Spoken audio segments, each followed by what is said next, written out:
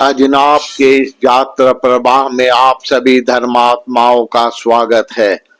भारत धर्म यात्रा पर महाभारत को विस्तृत रूप से निरंतर प्रसारित किया जा रहा है। प्रस्तुत है महाभारत की 38वीं कड़ी। देवयानी शर्मिष्ठा द्वारा किया गया अपमान को भूल नहीं पा रही है। शर्मिष्ठा का एक एक वाक्य उनका हृदय में कांटे की तरह आघात कर रहा है।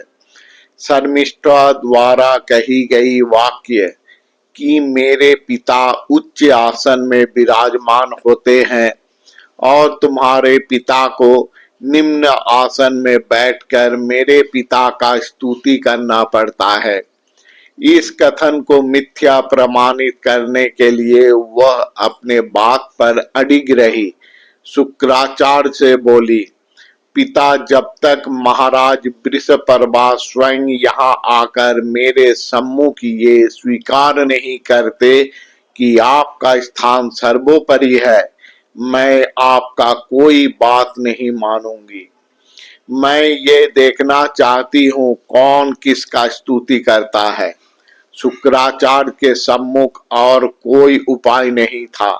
वो पुनः वृषपर्वा के सम्मुख उपस्थित होकर बोले, मेरे पास कोई उपाय नहीं है महाराज, आपको ही जाकर देवयानी से बात करनी होगी, तब जाकर इसका समाधान हो सकता है। वृषपर्वा और देरी नहीं किए, अपने मंत्री मित्र आदि के साथ लेकर उस वन भूमि में प्रवेश किए। देवयानी के सम्मुख जाकर शीश झुकाकर बोले, तुम अपने क्रोध को संवरण करो देवयानी, मैं वचन देता हूँ तुम जो भी चाहोगी वो अगर देना मेरे लिए असंभव भी हो तो भी मैं प्रयत्न करूंगा उसे तुम्हें देने के लिए।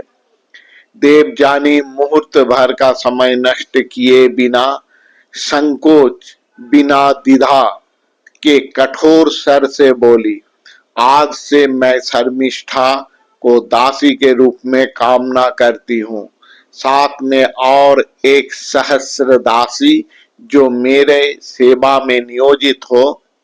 देवयानी शर्मिष्ठा के साथ एक सहस्र दासी इसलिए मांग ली ताकि शर्मिष्ठा को दासियों के साथ रहना पड़े और रहते हुए यह हर पल उसे उपलब्धि हो कि वो भी एक दासी है।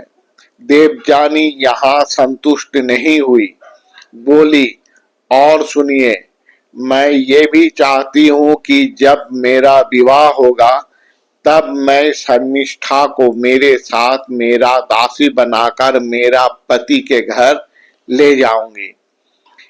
देवयानी का शर्त सुनकर वृषपर्वा तत्काल ही एक दासी को राजभवन में भेज दिए शर्मिष्ठा को वहां लेकर आने के लिए। दानवराज वृषपर्वा अपने कन्या को जानते थे। वो जानते थे शर्मिष्ठा पिता का वाक्य को अक्षराक्षर मान लेगी और स्वयं के द्वारा किया गया अपराध के कारण पिता को किसी प्रकार से विपन्न नहीं करेगी। इस घटना को घटित होने में बहुत समय अतिव्याहित हुआ और राजकन्या शर्मिष्ठा अपने दासियों के माध्यम से सारी संवाद प्राप्त करते रहे। इसलिए जब वृषपर्वा दासी को शर्मिष्ठा को लेने के लिए भेजे तो वो तत्क्षण में ही हजारों दासियों के साथ उस वन की ओर प्रस्थान कर गई।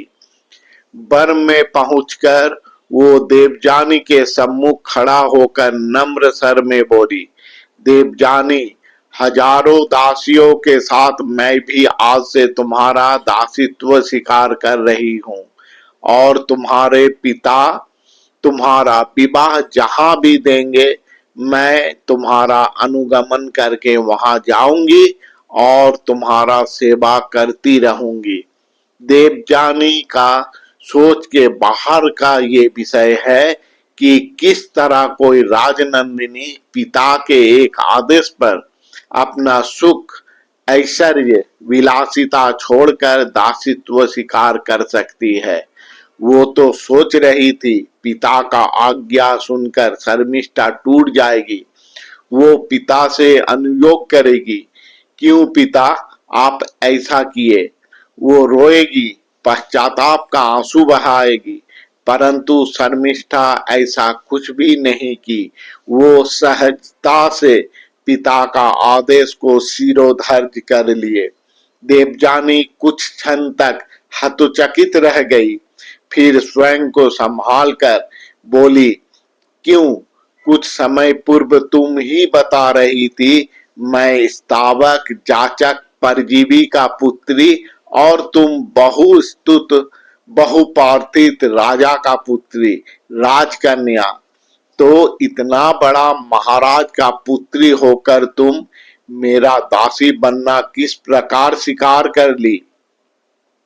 शर्मिष्ठा राजनंदिनी राजकीय भंगिमा में उत्तर दी, देवजानी, मेरे लिए मेरा पिता का आदेश ही सर्वोपरि है। मैं बिना द्विधा से उस आदेश का पालन करने के लिए तत्पर हूँ। इसलिए तुम्हारा विवाह के पश्चात मैं दासी बनकर तुम्हारा अनुगमन करूंगी। देवजानी समझ नहीं पाई, वो हार गई। शर्मिष्ठा उन्हें पराजित कर दी। शर्मिष्ठा जीत गई। जिस पिता पर वो गर्वान्वित थी, उस पिता की मान सम्मान मर्यादा को वो अक्षुण्ण रखी, स्वयं दासी बन गई। परंतु इस बात को दैत्य गुरु महामानव शुक्राचार्य भली भांति समझ लिए, हृदयगम कर लिए। देवजानी किस प्रकार अपने महान पिता को उनके ही शिष्य के सामने क्षुद्र बना दिए। उनका सर लज्जा से झुक गया। वो सर झुकाकर खड़े रहे और उनकी अहंकारी गर्भिणी पुत्री पिता का मस्तक झुकाकर अपना सर ऊंचा कर ली। आज यहीं तक, मिलते हैं महाभारत के 39वें पर्व में। तब तक के लिए नमस्कार।